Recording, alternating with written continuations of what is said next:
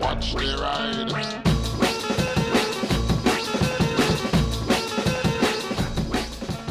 Hello everybody, it's been a while. I'm at Haslemere Motorcycles and today I am taking out a Suzuki GSXR125, and you'll be saying, well hang on, didn't you do the naked version of that? I did, but that was brand spanking new and I couldn't do anything with it. This is actually a used bike with about 6,000 miles on it, which means that I can ride it more vigorously. My bike's in for its MOT, so I thought, you know what, let's take something out for a laugh and a bit of fun. Oh my god, this thing's tiny. This is keyless. If you didn't know this thing has... It's keyless. That's not keyless though. So if you want... How do you do this?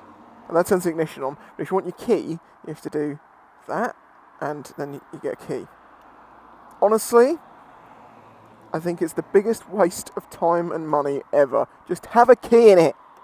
I have heard reports that this thing can do 80 miles an hour, or possibly slightly more.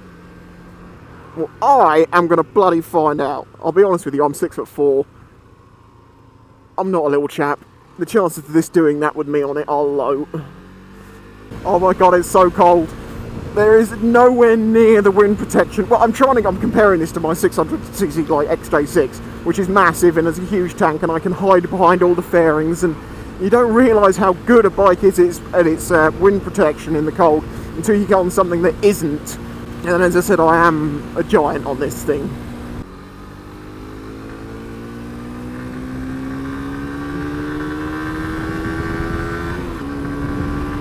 For a 125, this does actually pick up pretty good. Go!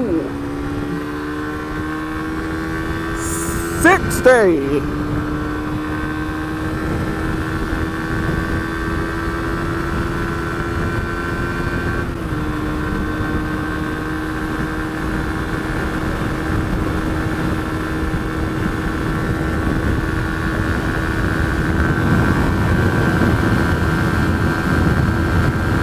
Okay, well, actually, that's a bit of a problem. I can't really tell you how fast I was going. There is something I will say, though, that is massively obvious, and this is somewhere where, that, you know, I am an advocate that I think that some of the cheaper Chinese bikes are actually pretty good for the money, etc. But they are lacking on power, and some of them they really are.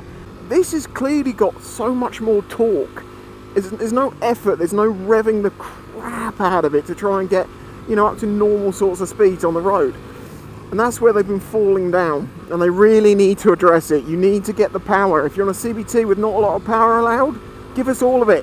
You know, this is where these Japanese brands, because this sure as hell wasn't made in Japan, are still doing really well. In fact, if I can have a look at the frame number, I'll tell you where this was made. It starts MH, that is not Japan. Malaysia, maybe? I'll have to double check that one. This is a good example of where you can argue that the Japanese bikes they're just a bit better in a few ways. This is still a sporty looking bike. It's light, not really heavy. It's got all the power that it can have pretty much. It's got ABS, not link brakes. When it comes to things like this, I can see why people want to go down this route more than the other ones, but you're paying quite a lot more money for these, so it's, you know, it's each to their own and all that. But like, things like this, the whole like key system, why? How much did this all cost when you could have just had a key? Don't make it flashier. This is a nice screen, right? But it's just like the one that they've got on the larger CC bikes, and it's like, 125s are supposed to be cheap. This is the sort of toys that you chuck on a 600 or something to make people think it's worth more money. Stop sticking gadgets like that on. Alright, the screen, if it's not too expensive, is quite nice. Keep simple. However, when it comes to bikes like the YZF125, which is like about 4.5 to 5 grand, I think that's getting a bit ridiculous.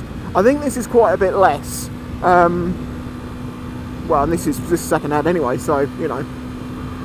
But you can't compare second hand to new.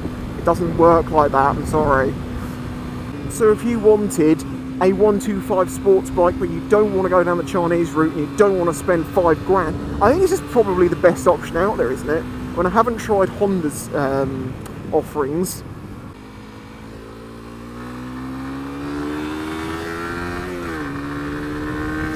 Come on, I'm gonna get that van!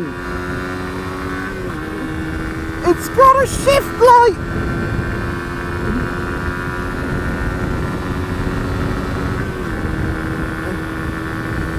And this doesn't sound amazing, it's still got the same engine rattle that some of the other brands you'll notice have, but it's so much faster. Having 6 gears in a 125 though is such a good thing. Most of the 125s I've ridden have always had 5. Having that 6th one brings down, and as long as it's got enough power to use it, you know, it brings down the RPMs at higher cruising speeds. I mean, I'm cruising at 69. Obviously, I'm making comparisons here between this bike and the last 125 sports bike, the Lex Moto LXR I took out, and that was a good fun bike, and it is very much cheaper than this, and it is, you know, it's got many pros.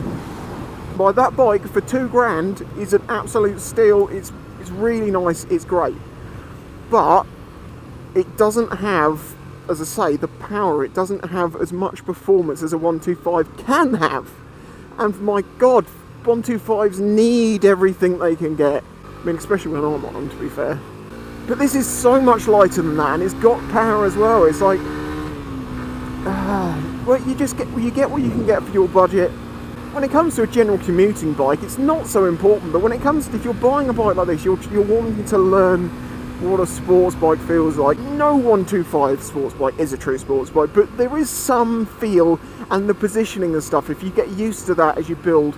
All the bikes that I learnt to ride on were off-road style bikes, and then I got a Supermoto, and I had that for 7 years, and I was used to riding Supermotos. Then I bought a DRZ, so another Supermoto, and I was always used to, you know, the upright sitting position of an off-road bike.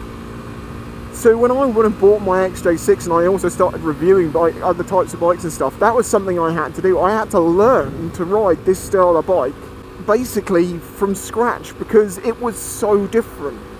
And this does have far more similarities in its feel to a sports bike than a commuter 125, so I can see why people, if they want to go down that route, would want to go down that route.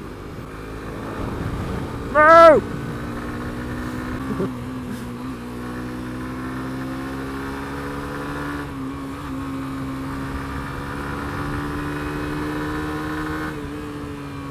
I have to say, for a 125, I am actually quite impressed.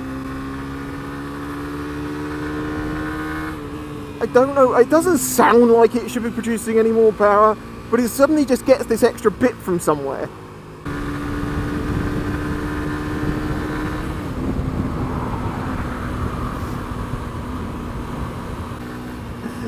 See, this is the stupid thing. Oh, you just overtook me because you were so frustrated.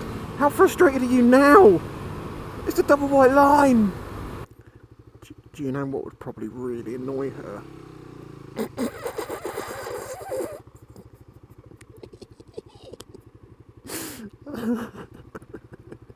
Where are you going?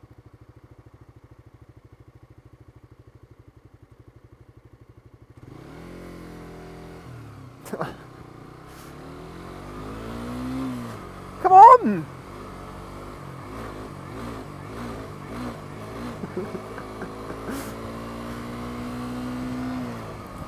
The fuel injection system on these little 125s is definitely getting better. I've tried a few fuel injected bikes over the years and they've not been that great. They've been very, very non-linear and just a bit crap. This one's a bit better! Yeah, boy!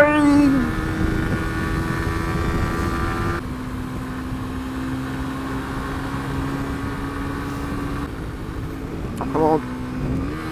Hills are still a problem.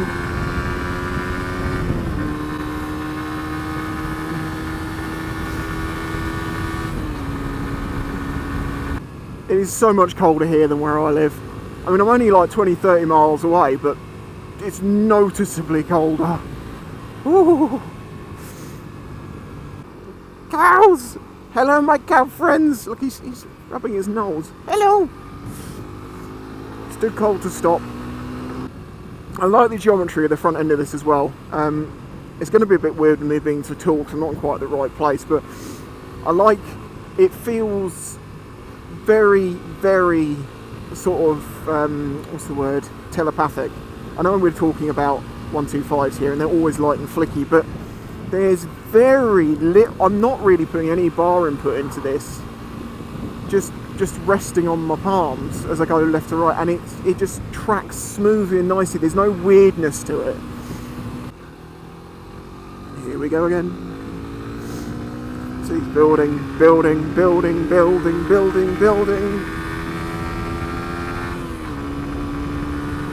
Gotta keep it above 9 or 10. It's the magic realms of 125 speed. Move it! Move it!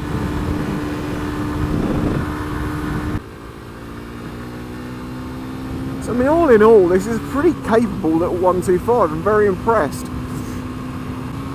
And compared to its Chinese brand sort of counterparts in style, you know, going for the same thing, it is a lot smaller, it is a lot lighter, it's got more power, but then again, it's not massively faster, but it is, I think it's just about enough faster. But if you're only worried about commuting and stuff, well then don't buy a sports bike looking bike, buy a commuter.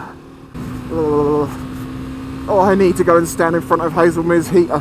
It just to say, that keyless thing just gets me, because look, you've got like a pressed tube stand. These are of no better quality than anything you'll get on anything.